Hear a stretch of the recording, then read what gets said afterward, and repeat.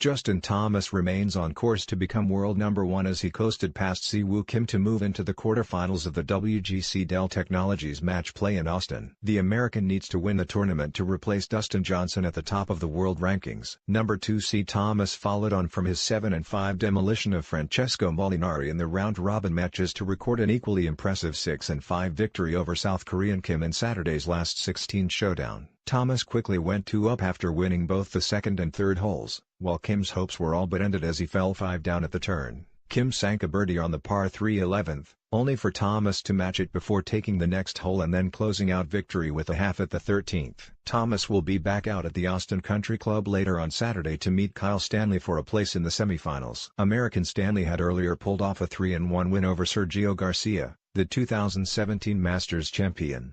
Elsewhere, Ian Poulter took another step towards qualifying for Augusta after beating South African Louis Oosthuizen 2-1.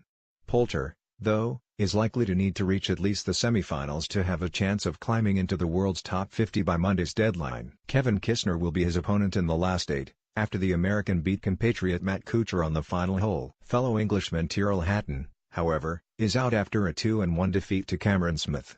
The Australian will next play Sweden's Alex Noren, who beat Patrick Reed 5-3. In Saturday's opening last 16 match, Bubba Watson progressed through 2-1 against fellow American Brian Harman. Watson, a 2-time Masters champion, will next play Kirita Kofi Barnrod after the Thailand golfer came from behind to defeat Charles Howell on the last hole.